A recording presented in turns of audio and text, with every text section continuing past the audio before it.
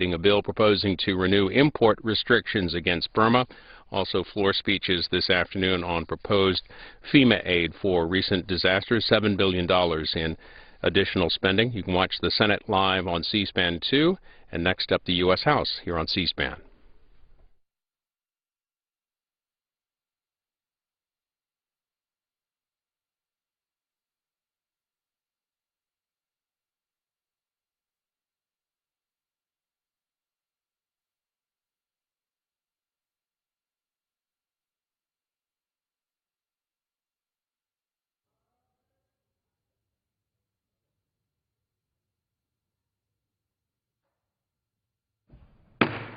The House will be in order.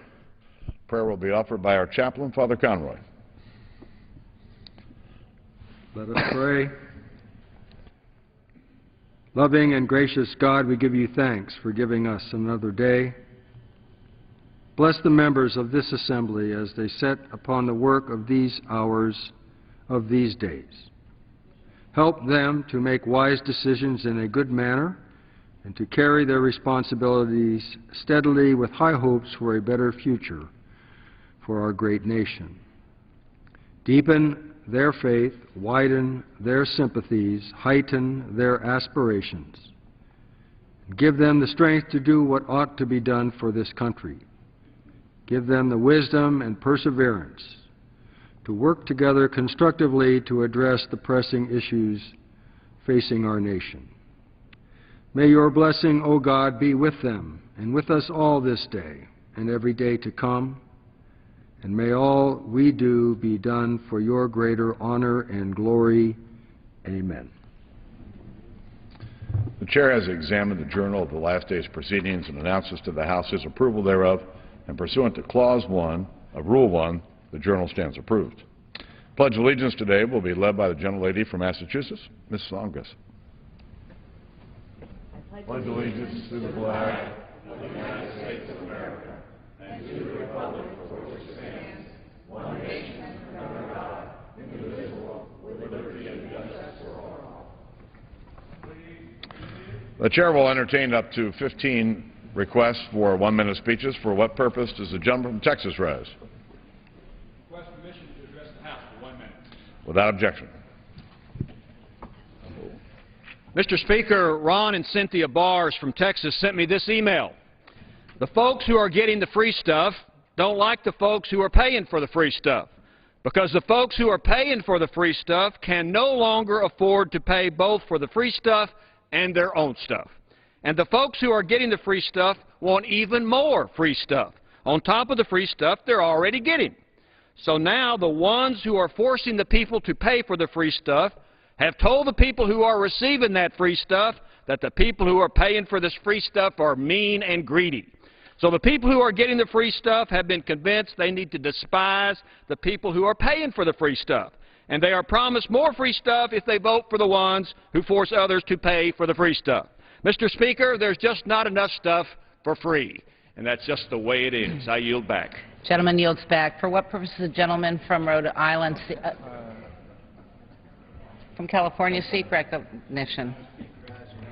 Without objection. Madam Speaker, last week President Obama laid out a plan of action to create new jobs and straighten our economy. Now the American Job Act has been sent to Congress, and it is up to us to catch the ball and run it into the end zone. The American people are suffering. They are in pain. They are hurting. They need and deserve our help now, not tomorrow. They don't need more excuses. The American Job Act contains tax incentive, federal incentives that will give our economy an immediate boost. 98% of businesses will have payroll tax cut in half. The new tax credit will encourage businesses to hire returning veterans, and 280,000 teachers will be saved from being laid off. New investments will help build our roads, our bridges, our airports, and rail systems, and not the bridges to nowhere. Let's invest in the American people and work together to build our economy. This is not about allowing President Obama a win. This is about the American people, people who need jobs now and building our economy. Let's work together. Let's help the American people who are suffering. I yield back the balance of my time. Gentleman's time has expired. For what purpose the gentleman from Louisiana rise? Without objection. Mr. Speaker, instead of President Obama's no jobs plan, which is just more of the same, I'd like to give my 2 cents worth on what it takes to create jobs right here in America. Why?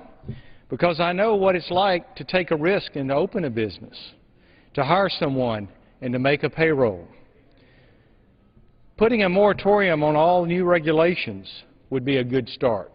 Repealing the job-killing Obamacare and Dodd-Frank financial reform laws, which are actually no reform at all, and that are already decimating our economy. And lastly, putting forth a balanced budget amendment to the Constitution. If President Obama adopted these approaches, immediately capital would start flowing, which would then create jobs. What we can no longer afford are the current big government socialist policies that will only put us further into debt and hurt job creation. I've created hundreds of jobs in my district, and that's in Louisiana. And how many jobs has the President created in his 2.5 years? I would say net negative on that. Thank you, and I yield back. The gentleman's time has expired. For what purpose the gentleman from Illinois rise? Without objection. Thank you, Madam President. On January 21, 1990, over 300,000 Ukrainians joined hands to create a 300-mile human chain from Kiev to Lviv in a show of unity and support for Ukrainian independence. 1 year later, on August 24, 1991, Ukraine rose from under its Soviet yoke and declared its independence. I stand here today to commemorate the 20th anniversary of Ukraine's independence and to commend them on their many democratic achievements over the last 2 decades. Yet, as we celebrate Ukraine's severing of its Soviet chains, we must be aware of new restraints. For new shackles in the form of press crackdowns and opposition intimidation threaten to rechain Ukrainians and reverse their many hard-fought freedoms. I have faith in the spirit of the Ukrainian people and hope they will join hands again as they did 20 years ago and continue to stand strong for freedom and democracy, knowing America will always be standing beside them. As they say in Ukraine, together we are many, we cannot be defeated. Thank you, and I yield back. Gentleman yields back. For what purpose does the gentleman from Colorado rise? To address the House for 1 minute. Without objection. Madam Speaker, today I rise to honor a soldier who made the ultimate sacrifice and laid down his life for our freedom, U.S. Army Warrant Officer 4, David R. Carter. Chief Warrant Officer Carter dedicated himself to over 24 years of military service. As a member of the Colorado Army National Guard, he deployed to Afghanistan this summer. On August 6, 2001, he was piloting a CH-47 helicopter on a mission to reinforce a unit under attack in Wardak Province. On that tragic day, he was one of 30 Americans who lost their lives when their helicopter was bogged down by enemy fire.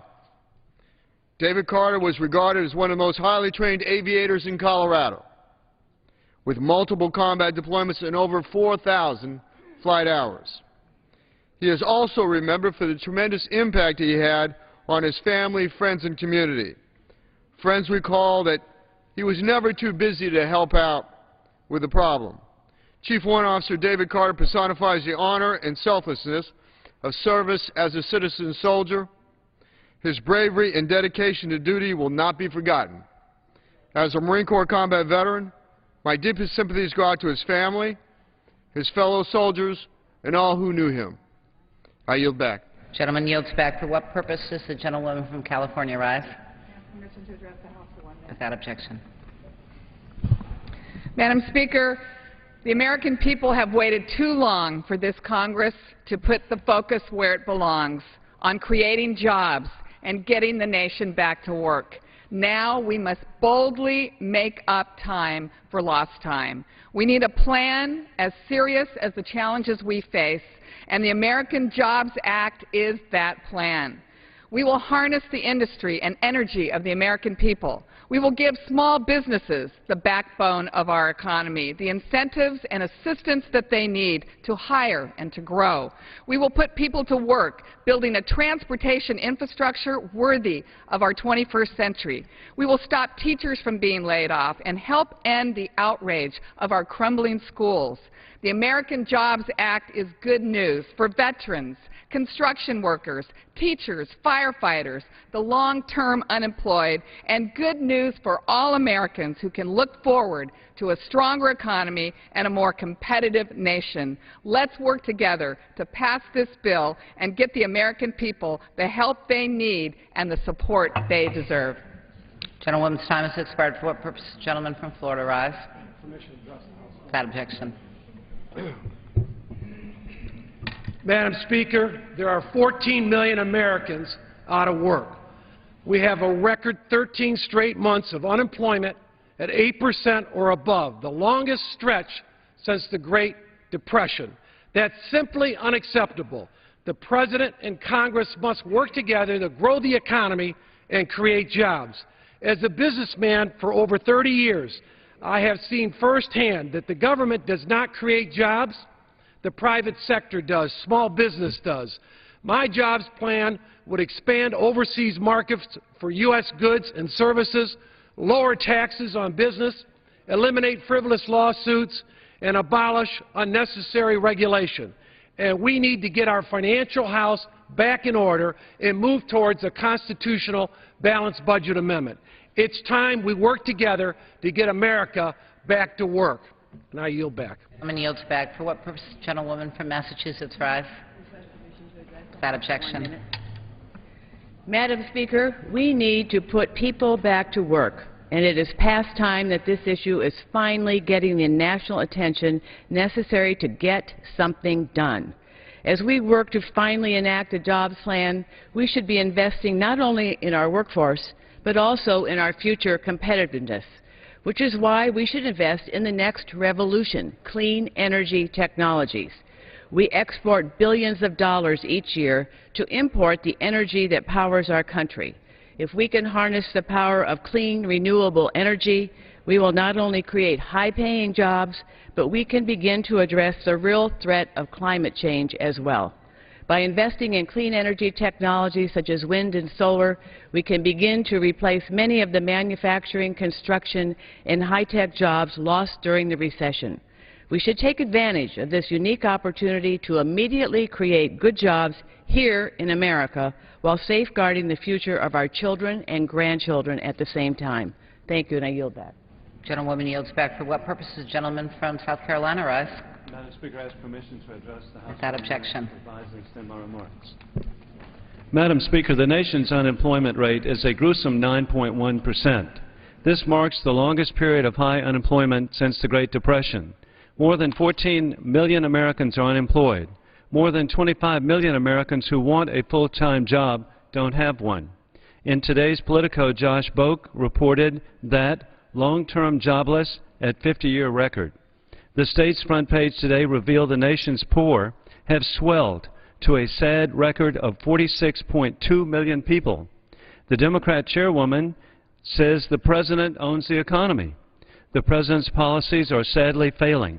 He's on the wrong track, as evidenced in New York, and he needs to change course with a bipartisan tax cut in the tradition of Presidents Kennedy and Reagan. The president's proposal for a second half-trillion stimulus is a repeat of failure. Out-of-control borrowing and spending and the failed stimulus have aggravated unemployment. Tax increases destroy jobs. House Republicans will continue to lead bipartisan efforts of creating an environment for job creation that promotes small businesses. In conclusion, God bless our troops, and we'll never forget September 11th and the global war on terrorism. Gentleman yields back. For what purpose? The gentleman from North Carolina, rise. I ask permission to address the House for 1 minute. Without objection. Madam Speaker, despite the fact that we face persistent unemployment and slow economic growth, Republicans would rather waste time with debt ceiling disapproval resolutions and risk default again than come up with real answers to our most pressing problems.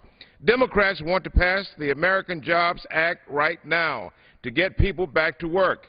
We want to offer payroll tax breaks to small businesses who create jobs, not continue corporate welfare to major oil companies. We want to create infrastructure banks to repair and rebuild our communities, not delay these highway projects to score political points. Monday in Politico, a senior Republican aide was quoted as saying he didn't want to hand Obama a win on jobs legislation. It's clear that Republicans care more about beating the president than beating unemployment. The jobless of this country cannot wait another 14 months. Pass the American Jobs Act today.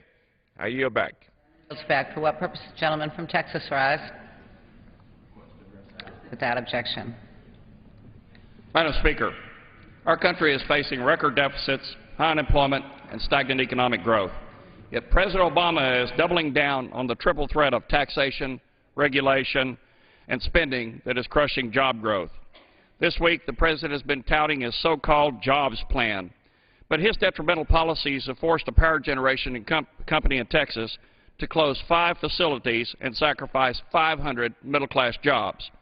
The impact of this EPA shutdown will reduce generating capacity in Texas by 1,300 megawatts, a move which the Electric Reliability Council of Texas says could spur future power outages.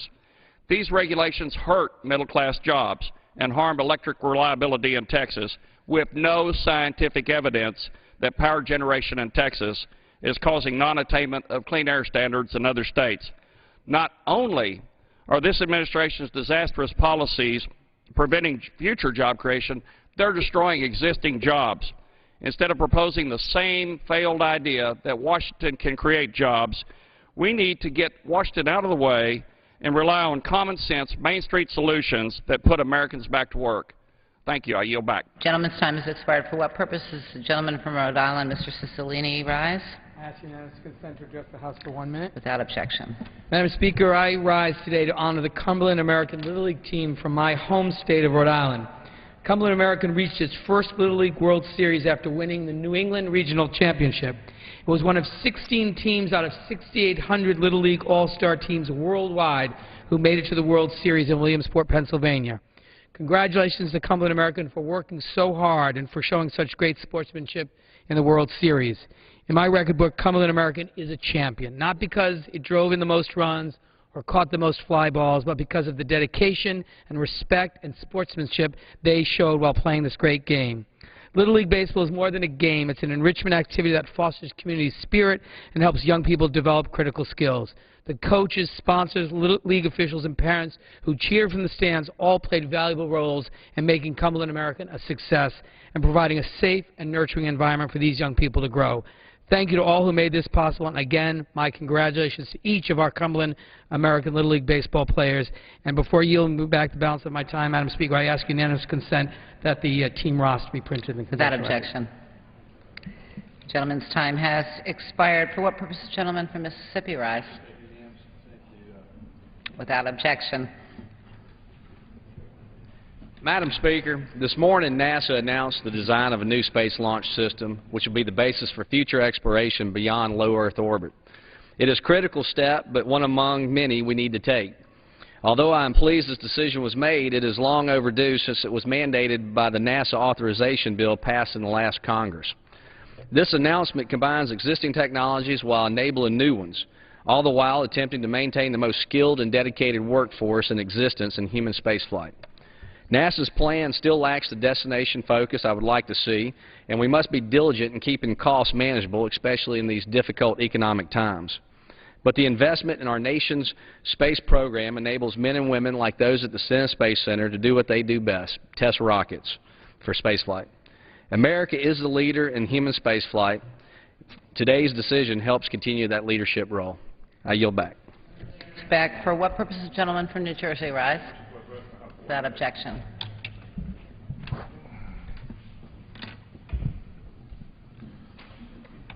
Madam Madam Speaker, 2 weeks ago, Hurricane Irene ravaged the East Coast, including the state of New Jersey. Earlier this year, tornadoes leveled parts of the Midwest, and now Texas is experiencing one of the worst wildfires in its history.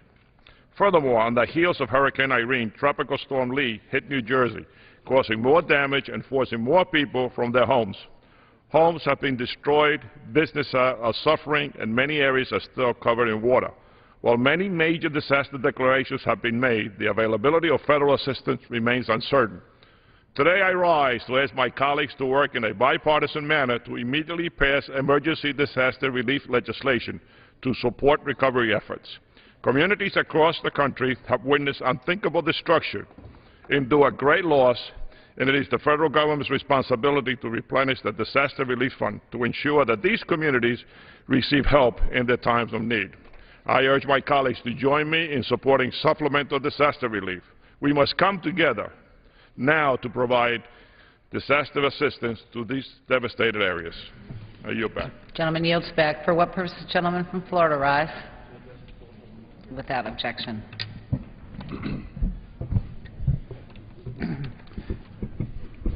Thank you, Madam Speaker. I rise today with great disappointment in the President's most recent proposed bill to create jobs. I was hopeful that the President would offer common sense, pro-growth agenda.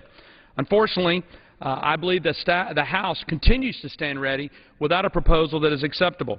But this administration continues to offer the same tired, big government proposals. For one example is the section that produces and creates, in 17 pages, a wholly government-owned corporation. That's right, government-owned corporation, complete with Chief Financial Officer, Chief Risk Officer, Chief Compliance Officer, Chief Operations Officer, Chief Lending Officer, General Counsel, Board of Directors, and new billions of dollars of taxpayer money. It appears once again this administration is more focused on growing government than growing jobs. I yield back.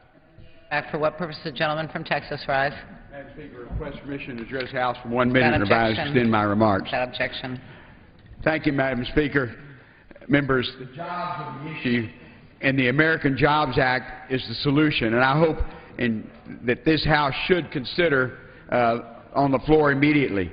This bill would help reverse the flow of jobs overseas and will help rebuild manufacturing base in America, providing good jobs for hardworking Americans. Make It in America creates jobs in America. This bill builds America. The long-term FAA reauthorization would create 150,000 jobs, and reauthorizing the Surface Transportation Bill would support 134,000 projects around the country, 5,000 mass transit projects, and nearly 1 million jobs over the next year. The National Infrastructure Bank proposal would combine public and private resources to build and repair the country's key infrastructure. This bill would create jobs through the tax code. The proposal cuts the payroll tax in half of the 98% of businesses on their first $5 million in payroll. It offers a $4,000 tax credit to employers hiring long-term unemployed workers. Get them on the tax rolls and not on the unemployment rolls. And it starts a Returning Heroes hiring tax credit between $5,600 and $9,600 for firms that hire unemployed veterans. We have the responsibility to help our country climb out of this tough economy, and this bill is a proposal that deserves bipartisan support to help accomplish that. And thank you, Madam Speaker. Gentleman's time has expired. For what purpose the gentleman from Kansas rise? Without objection. Extend my remarks. Madam Speaker, I rise today to join the chorus of Americans asking Washington to stop damaging the economy with job-killing regulations. Small businesses don't thrive when they are hit with additional burdens from the federal government. As unbelievable as it sounds, some in this body actually believe that new regulations create jobs because they force businesses to hire people to comply with the new mandates. Madam Speaker, this defies common sense, and that's why I'm introducing 2 bills, one which would pause all new regulations for a year so that businesses would know the rules they are to live under, and another that would require federal regulators to analyze the impact of their new rules on jobs and to find the least costly alternative for each new business mandate. Madam Speaker, let's come together and agree that regulations don't create jobs, and let's pass common sense legislation to get America working again. I yield back. Gentleman yields back. For what purpose the gentleman from California rise? Without objection. Madam Speaker, I rise today to discuss the urgent need to create jobs in America. Millions of Americans have lost their job through no fault of their own, and finding a job now is as hard as it's been in generations. Our country needs decisive action, and we need it now. Earlier this week, the President submitted the Americans Job Acts to Congress, and I asked my colleagues in both parties to put partisanship aside and work together to create jobs desperately needs. Many of the proposals included in the American Jobs Act enjoy bipartisan support, and I call on Speaker Boehner and Leader Cantor to work together in good faith to bring forward good jobs proposals from both parties to Congress. We won't have an economic recovery without putting people back to work. Thank you, Madam Speaker. I yield back. For what purpose does the gentleman from Rhode Island seek recognition? Without objection.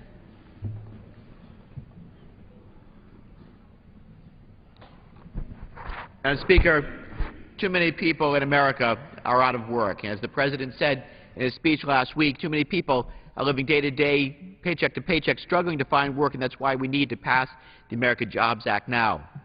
Now, consequences of such high unemployment is poverty. Yesterday, the Census Bureau reported that our country's poverty rate last year was an astonishing 15.1%, the highest it's been in almost 2 decades. With 22% of our children living in poverty, this report makes clear who has borne the brunt of our country's economic woes. Now, I believe that all of my colleagues share a strong love of this nation and its children, but in order for them to succeed, we must ensure that they have access to health care, housing, modern classrooms, and qualified teachers, and we must also put their parents on a path back to work.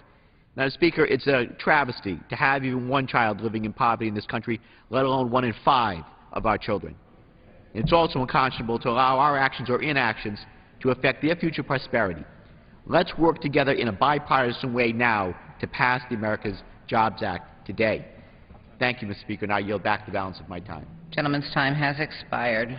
For what purpose does the gentlewoman from California rise? Without objection. Without objection.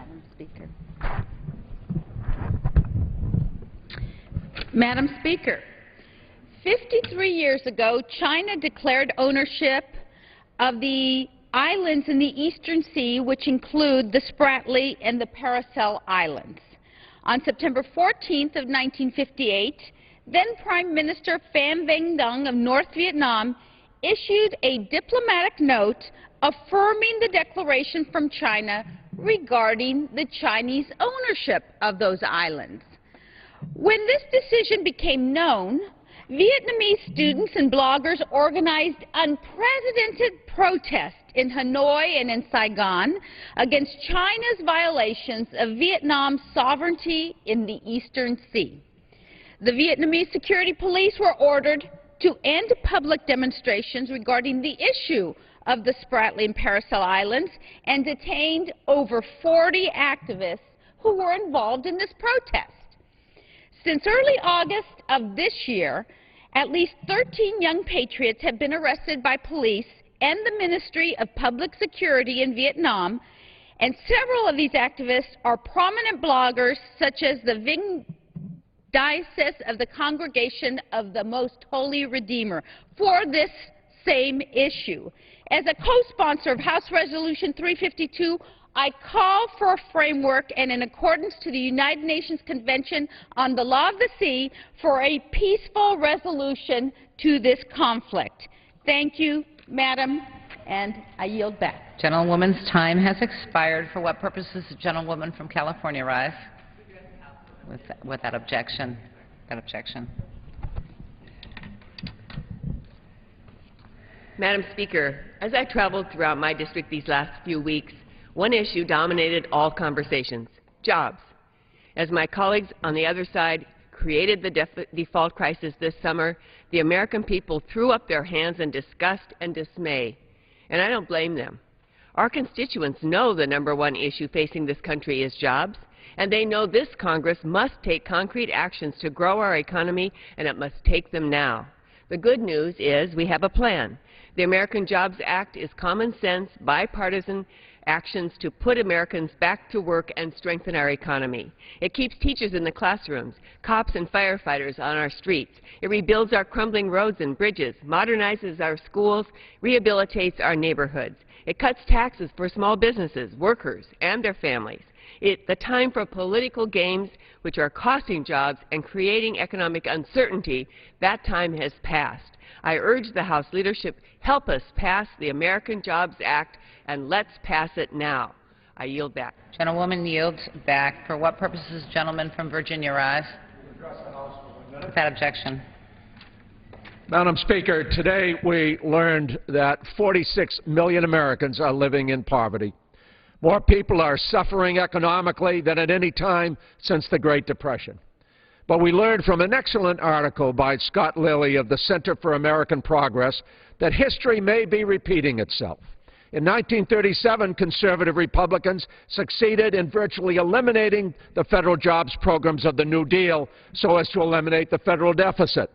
But the results were catastrophic to America's economy and society. Half of the 8 million jobs that have been created by the New Deal were lost, and unemployment went over 19%. Economists generally classify the economic reversal in 1937 and 1938 as a second depression.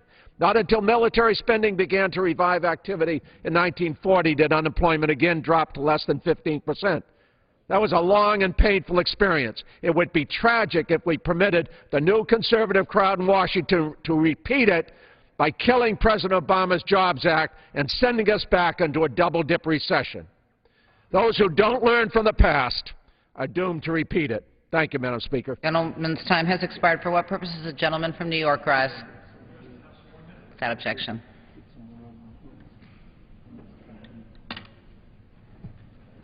Thank you, Madam Speaker. I rise today to discuss the all-important issue of jobs in America. As I travel around my district, I frequently hear discussions about jobs, but more importantly, I hear discussions about jobs that have gone unfilled. In my district alone, that is 2,600 jobs. In America, it is 3.2 million jobs that are ready to be filled today. We must come together as members of Congress to provide assistance that helps us train people, relocate them, or do whatever is necessary to bring people to jobs. 3.2 million people back to work. That's significant. I hope that my colleagues in Congress will work with me to put 3.2 million Americans back to work. This is not a situation where there are not jobs. This is a situation where there are unfilled jobs. Thank you very much, Madam Speaker, and I yield back. Gentleman yields back. For what purpose does the gentleman from Michigan rise? To address this House for a minute and to resign from the Without objection.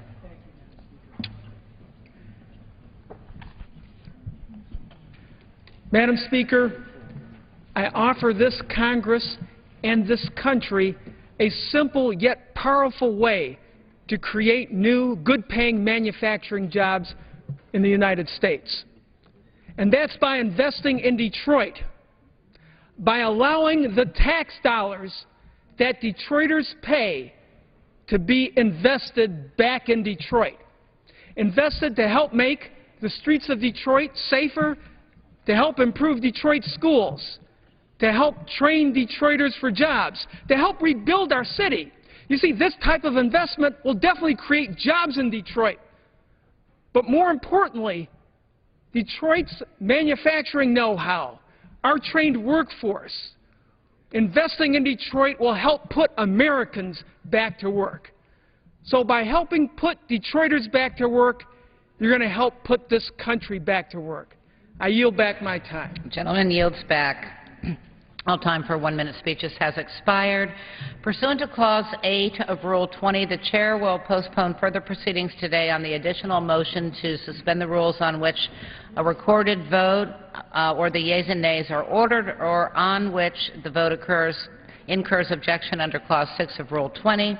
Any recorded vote on the postponed question will be taken tomorrow. For what purpose does the gentleman from New Jersey rise? Madam Speaker, I move that the House suspend the rules and pass H.R. 2867 Clerk as will amended. report the title of the bill.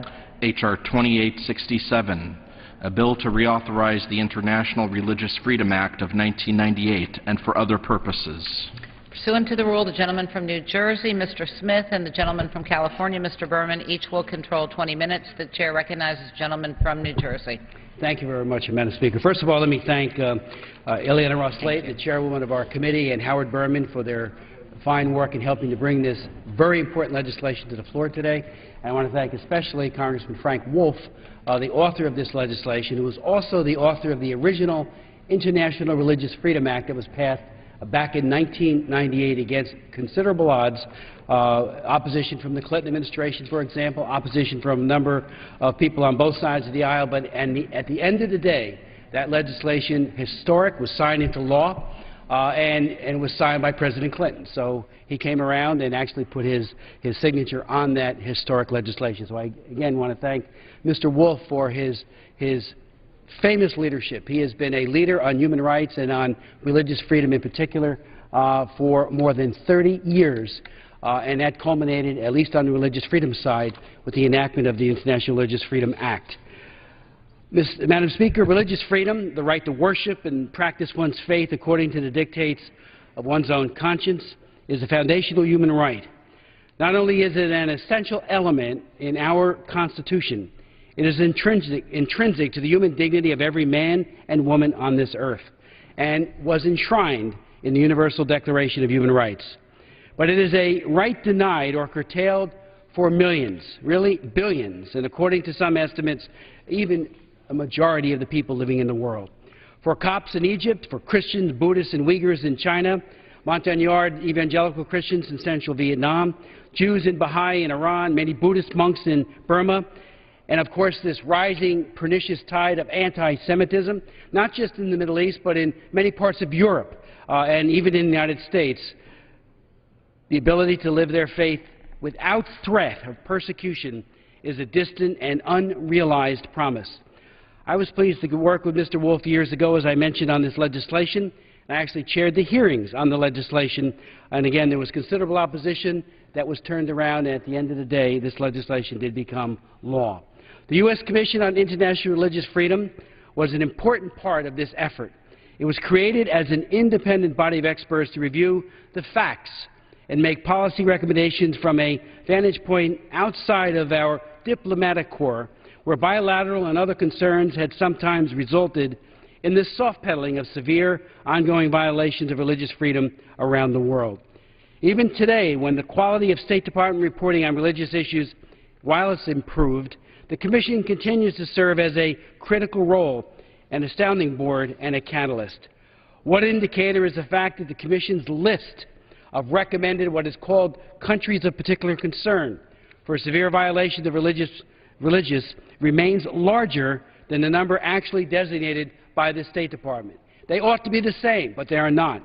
Just yesterday, Secretary Clinton rightfully designated the People's Republic of China, Burma, Eritrea, Iran, North Korea, Saudi Arabia, Sudan, and Uzbekistan as countries of particular concern. But the State Department's list does not add any new countries from last year, and one of the most glaring omissions of all, Vietnam, whose policies have more than earned that badge of shame. Secretary Clinton did not designate Egypt either, or Iraq, Nigeria, Turkmenistan, and Pakistan as recommended by the Commission.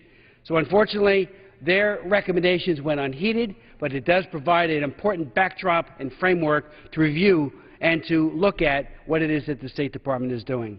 We need, Madam Speaker, this Commission more than ever. Already in the Congress, we have had 3 comprehensive hearings on religious freedom. One in the Tom Lantos Human Rights Commission in January regarding the religious freedom of minorities in the Middle East. One in the committee that I chair, the Africa Global Health Global Human Rights Committee, regarding the prioritization of religious freedom in U.S. foreign policy, and one just last month in the Helsinki Commission on the particular plight of Coptic Christians in Egypt. That hearing brought to light an egregious policy that is acted out in Egypt each and every day, where young Coptic Christian girls, some as early or young as 14 and 15, are kidnapped. They are forced into Islam, and then they are, at age 18 or thereafter, given in marriage forcibly to an Islamic man. That is an outrage against women's rights, human rights, and religious freedom as well. The Commission has been an invaluable resource to Congress as we monitor the protection and promotion of religious freedom around the world and the response of the administration on this very important issue. They have also a resource to governments seeking to remedy religious freedom abuses within their own borders. For instance, in Indonesia, the Commission worked with members of the Indonesian House of Representatives and civil society groups and introduced measures to strengthen provisions in the criminal code regarding attacks on religious gatherings and amend the law governing the building of religious venues. The Commission also continues to help network human rights and legal advocates in Indonesia and elsewhere around the world, working to defend individuals accused of blasphemy and religious minorities facing intimidation and violence from extremist groups. The Commission's work in Indonesia will have practical impact on the exercise of human rights and the preservation of peace in that country. Other governments have looked to the Commission as a model for their own religious freedom commissions. The bill before us today includes a number of bipartisan reforms to the Commission, authorities, and operations to make their work even more effective.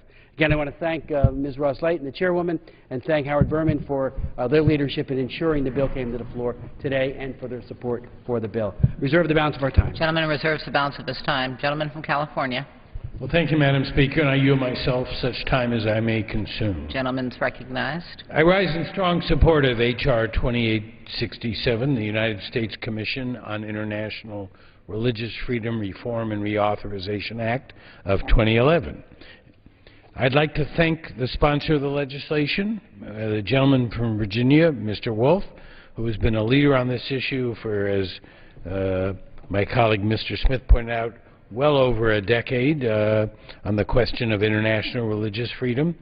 We're fortunate to live in a country that was founded by religious refugees on principles of tolerance. And we strive to adhere to Article 18 of the Universal Declaration of Human Rights, which states that, quote, everyone has the right to freedom of thought, conscience, and religion. This right includes freedom to manifest his religion or belief in teaching, practice, worship, and observance. But elsewhere around the globe, religious freedom and human rights are routinely violated. Countless men, women, and children face violence, persecution, and discrimination because of their faith. Violent extremist attacks have taken place in the Middle East and South Asia. The regimes in North Korea and Iran actively repress religious freedom. Apostasy and blasphemy laws have fueled discrimination against religious minorities in Afghanistan, Pakistan, and Saudi Arabia. Other religious minorities like Tibetan Buddhists, Uyghur Muslims, Ahmadis, Baha'is, Assyrian Christians in Iraq, Copts in Egypt face violence and government restrictions, and anti-Semitism is still prevalent around the world. Just yesterday, Secretary Clinton designated Burma, China, Eritrea, Iran, North Korea, Saudi Arabia, Sudan, and Uzbekistan as countries of particular concern that have engaged in or tolerated particularly severe violations of religious freedom. While these may be the worst offenders, we have serious concerns about religious freedom in many other countries around the world. More than ever, we need the U.S. Commission on International Religious Freedom to continue its important work. The bipartisan bill before us today reauthorizes the Commission, also known as USERF, which is set to expire at the end of the month. The bill also contains some sensible reforms that will strengthen USERF's efforts to monitor and report on the status of freedom of religion abroad. These reforms include the process of selecting the chair, terms of service for members of the Commission, and a GAO study on improving the effectiveness and coordination of all U.S. government bodies that focus on international religious freedom. In particular, I would like to thank Mr. Wolf for agreeing to include a provision that clarifies that USERF is subject to the same workplace restrictions and civil rights laws as the rest of the federal government.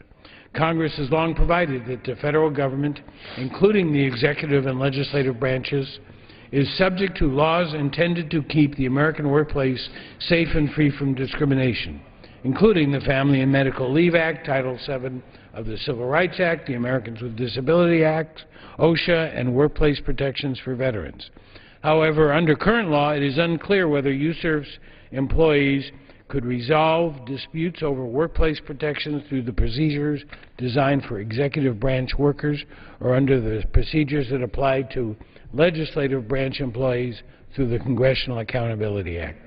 This legislation will ensure that all claims will now be resolved under the procedures created by the Congressional Accountability Act.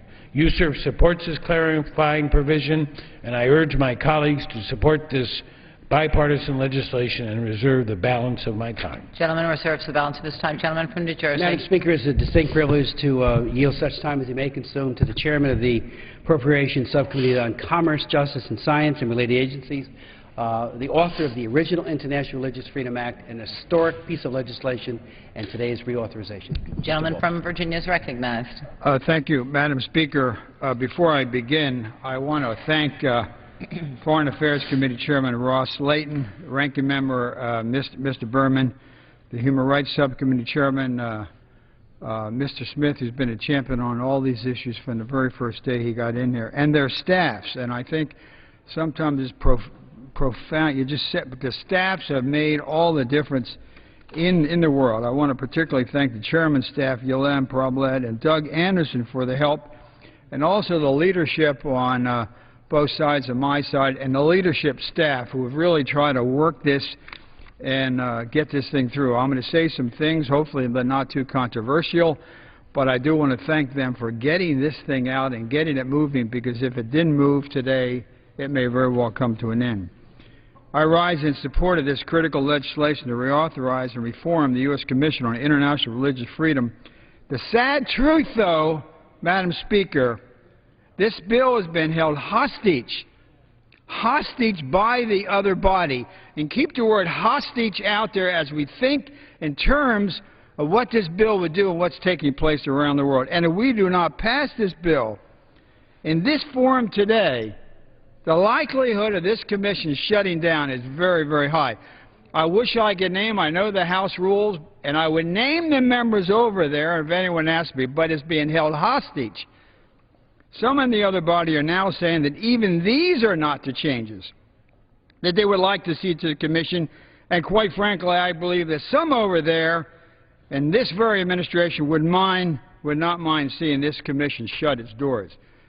Scoop Jackson, this was a bipartisan issue for years. Scoop Jackson, a leader, Jackson Vanik.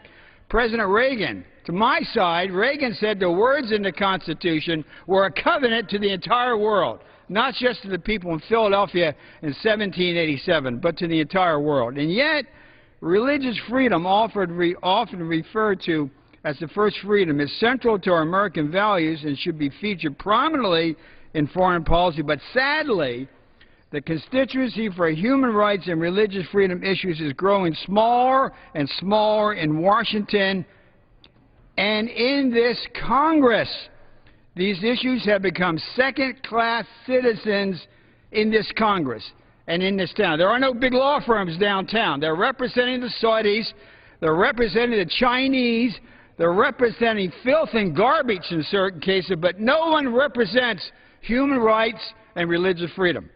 I'm concerned, and so all the members just agonize and push and pull and want to kill this.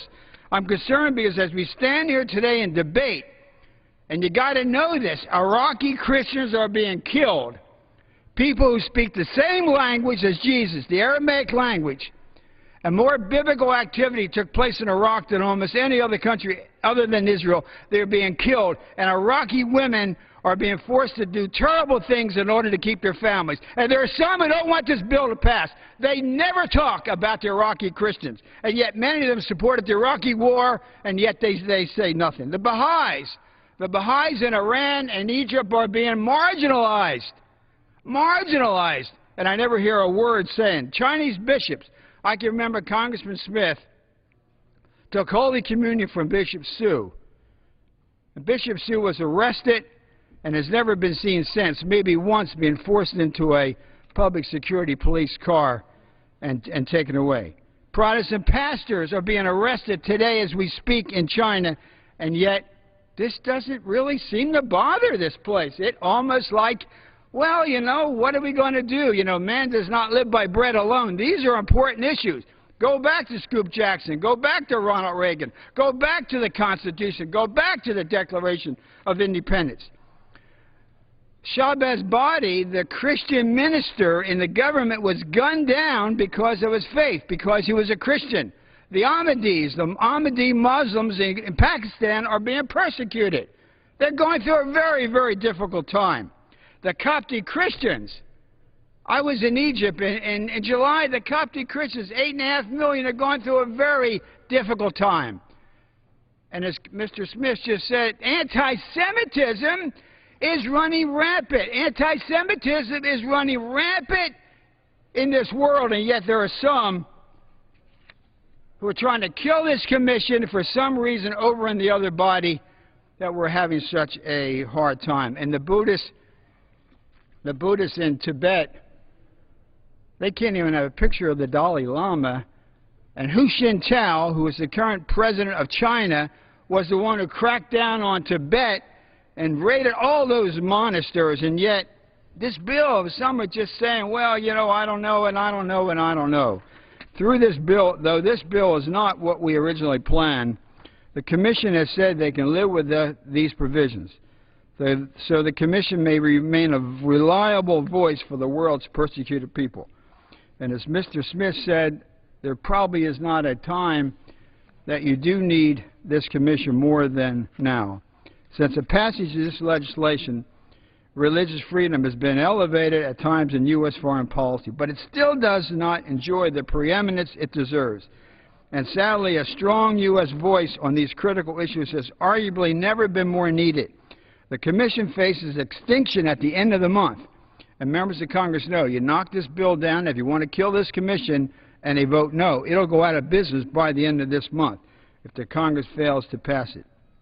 Just yesterday, as Mr. Smith said, the State Department released its annual International Religious Freedom Report. In the report, several challenges to religious freedom were pinpointed. People around the world continue to face violent extremist attacks, apostasy and blasphemy laws and repression, anti-Semitism, and according to the Pew Research study released in 2009, 1/3 of all nations, containing 70% of the world's population, severely restrict religious freedom. So, Madam Chair, I have more, and I will just revise and extend. I want to thank, again, Ms. Ross-Leighton and Mr. Berman and my good friend, Mr. Smith, and their staffs. I don't know what we would say to the Christian community around the world and to Baha'is and to those concerned about anti-Semitism and the Buddhist community in Tibet and the Uyghurs in China if this thing fails to pass. It would say, what's taking place in Washington? Why is this no longer an issue that this Congress and this administration cares about? So I hope we would pass it. I think we should have a roll call vote. Every member should stand up and explain what they're going to do. And with that, I thank the gentleman and yield back the balance of my time. Gentleman yields back. Gentleman from California. Madam Speaker, I have no further requests from time. If the other side has other witnesses, I'll reserve the balance of my time. Otherwise, I'll yield it. Yeah. I'm just going to spend another minute, and that's it. Then I will yield back the balance of my time. Gentleman yields back the balance I do ask of time, that all members have 5 legislative days to revise and extend their remarks and include extraneous material in the bill under consideration. Without objection. And I just want to, again, thank Congressman Frank Wolf, Chairman Wolf, for his eloquence and for his passion for those men and women and children of faith who suffer terrible, terrible injustices around the world, including persecution. The book that got me involved, in all candor, in religious freedom issues, there were 2 incidents in my first year in Congress, 1981. Tortured for Christ by Richard Wurmbrand, a great evangelical pastor who spent years being tortured by the Securitate in Romania because of his faith. And he made an appeal. He said, do not sit idly by while men and women of any faith are being tortured and persecuted because of that faith. Because it's not just the individual who suffers, the entire family suffers, and very often they're incarcerated and tortured as well. The other was a trip to the Soviet Union with the National Conference on Soviet Jewry in 1982, January. 10 days in Moscow and Leningrad, meeting Soviet Jewish refuseniks who were persecuted, who were put into psychiatric prisons simply because of their faith. A couple of years later, Mr. Wolf and I went to Perm Camp 35 in the Ural Mountains. It took years to negotiate our way in. This was in 1987. And we met with persecuted Jewish refuseniks and Christians who were there and political prisoners simply because of their faith. It was where Sharansky, Natan Sharansky, had spent a number of his years incarcerated by the cruel dictatorship of the Soviet Union. In China today, the believer Christian, Uyghur, Tibetan, are just Buddhists, are tortured beyond anyone's imagination. It's real. It's happening today. In Vietnam, there has been a backlash against people of faith ever since they got trading benefits and the bilateral trade agreement and MFN was extended to them, or PNTR. They have done a backlash to men and women of faith that is unprecedented. They ought to be on the CPC list. The International Religious Freedom Commission, and I hope people will go to the website, check out this wonderful commission, which, if it is not renewed by the end of this month, goes out of business.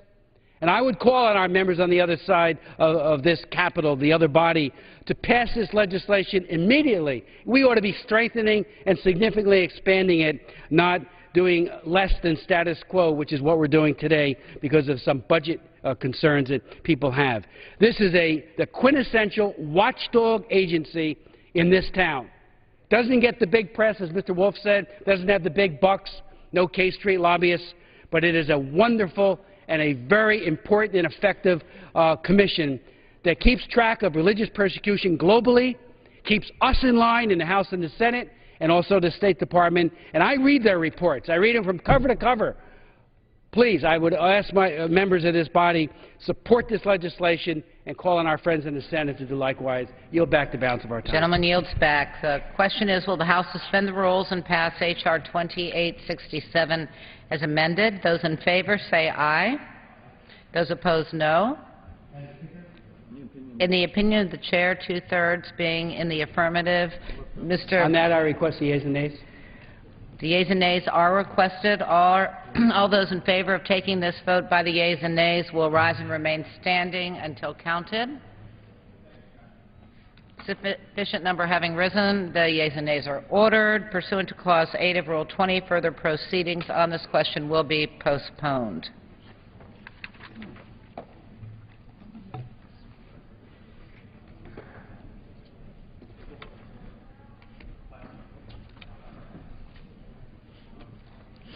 You give me the next piece of paper that I need to. For what purpose does the gentleman from New York seek recognition? Madam Speaker, pursuant to Section 3 of the House Resolution 392, and as the designee of the Majority Leader, I have a motion at the desk. Clerk will report the motion.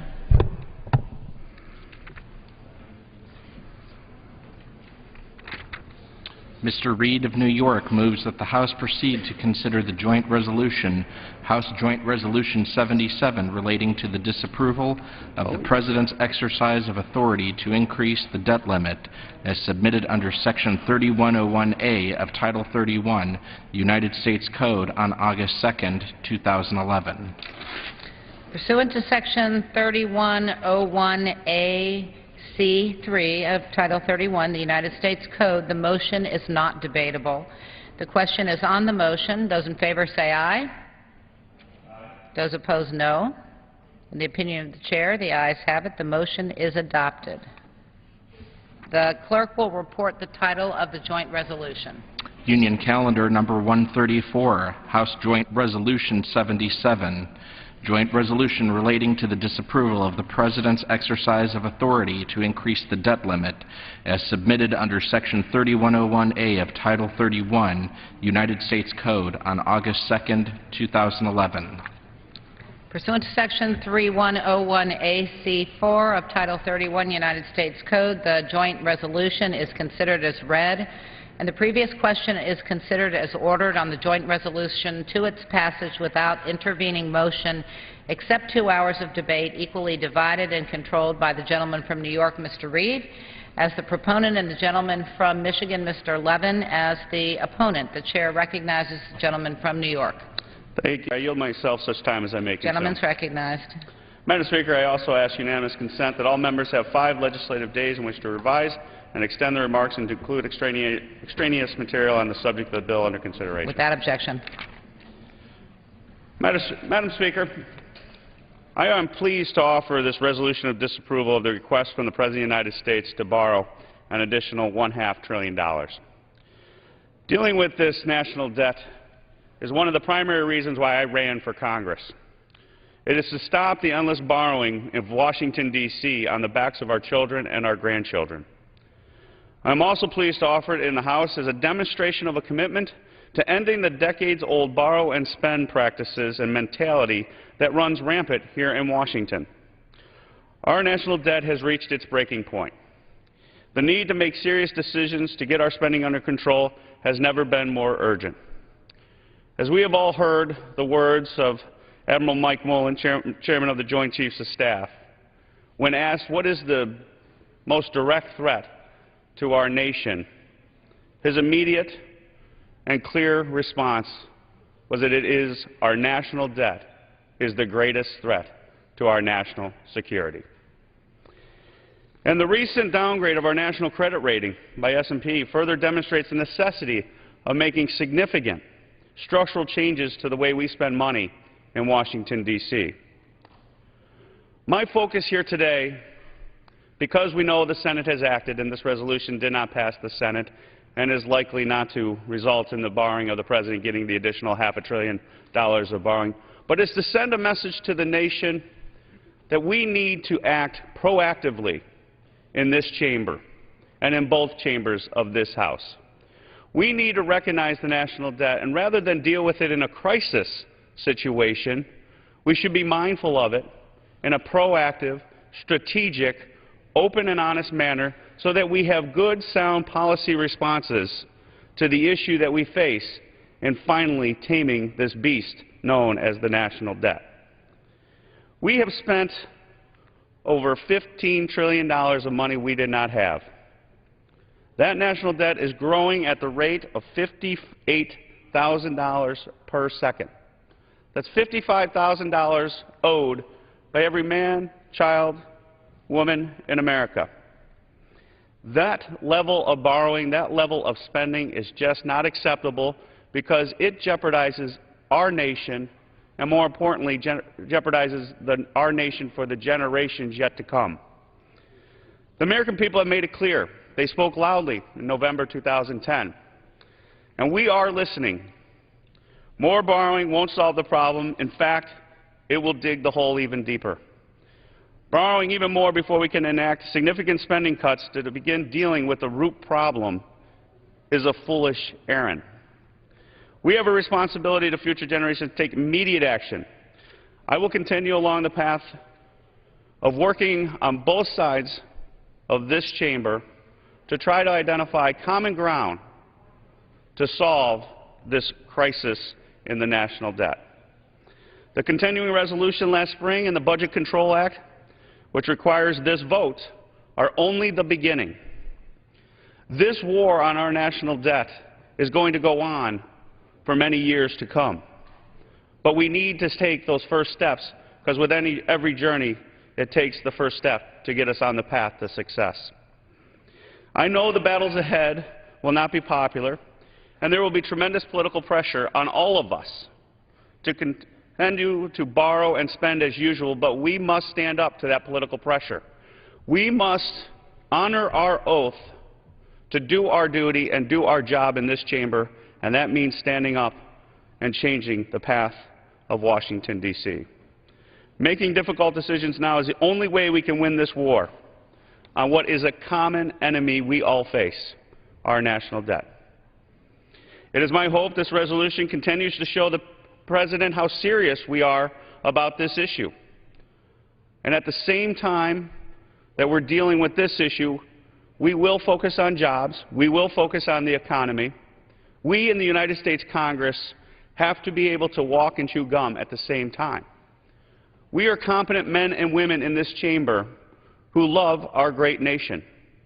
And we must come together on all fronts, at all times, not only on the national debt, but on our economy, on getting Americans back to work. And I think with that bipartisan attitude, it will be amazing what we can accomplish in order to achieve all those goals, the national debt being one of the critical ones that we must face head on today. And with that, I will reserve the balance of my time. Gentleman reserves the balance of his time.